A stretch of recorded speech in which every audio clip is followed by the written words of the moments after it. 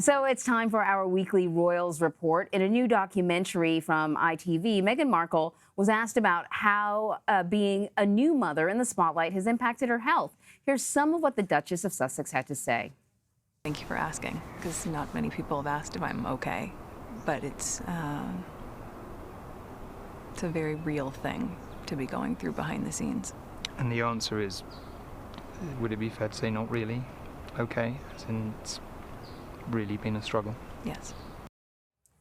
BBC royal correspondent Jonny Dymond is joining us now to talk more about that documentary. And so that little snippet was sort of sent out early as a little teaser video. And oh my gosh, the way people reacted. Some people wanted to throw their arms around her. Other people wanted to say, you know, quit your complaining. I mean, the thing about Meghan Markle is that people become really emotional about her.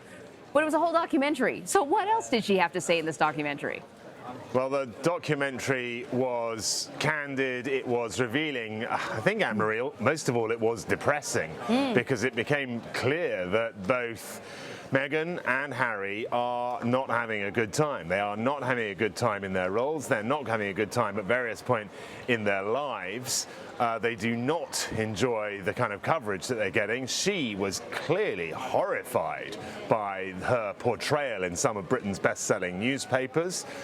She said, "I knew it wouldn't be easy. I thought it would be fair." And that's a hard thing to say here, because Brits like to think that they're pretty fair about things. She said she'd been warned by her British friends not to marry Harry because the newspapers would destroy her. As for Harry, he acknowledged he still suffers from mental illness. He says that every time he sees a camera or a flashbulb go off, he is reminded of the worst times of the life of his mother, Princess Diana. And he said that as far as he saw it, the same sort of campaign against her was happening against Meghan, and he would not permit his family to be torn down. So it was a pretty depressing picture against these astonishing pictures of their most recent tour of Africa. Yeah, well, you know, it's very honest, and people think, oh, you must be living such a charmed life. And hey, they're humans too. And the thing about, you know, the era of Princess Diana is it was the papers and the paparazzi. But now we have this whole other element of the internet and social media, and, you know, anyone can get online and spout their sort of vile opinion and walk away and never really be accountable for it. Prince Harry also talked about his relationship with his brother too, didn't he? Yes, he did. Yeah. And, you know, remember that relationship after the death of their mother, the early tragic death of their mother, Diana. That relationship was the rock on which their personalities were founded. Well, I'm not telling you that the rock has split, because Harry went out of his way to say, you know, he'll always love his brother, of course. But it's very clear that reports of a rift between them are true. I think the phrase he used were, there are good days, there are bad days, we don't say so much of each other. You know, it's clear that they have taken, in his own words, separate paths. Now, of course, he's just got married. Things change when you get married.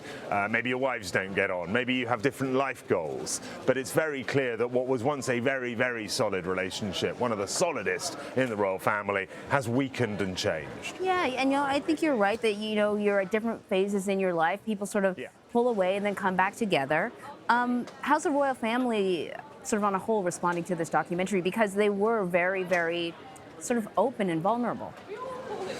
They were very open and vulnerable, and I think, look, behind the scenes, I don't think there's any question that the advice from other members of the royal family would have been, don't do it, do not do this interview. But Prince Harry has very often done his own thing, and clearly he and Meghan thought this was the right thing to do. I heard from a well-placed source that Prince William, Harry's older brother, was furious about the interview. A palace official that I spoke to said that that was not his understanding, but that William was worried for his brother, that the belief was the couple were in a fragile place, and that essentially they needed to be looked out for, looked after. So worried was the word that I got. Otherwise, I think, in general, the feeling was, why did you do this? Well, you know, they announced that they're going to be taking a bit of a break, and it sounds like it's a much-needed break to sort of get level. It's been quite a whirlwind for them, and so hopefully the break will sort of bring kind of a little more peace and stability to them.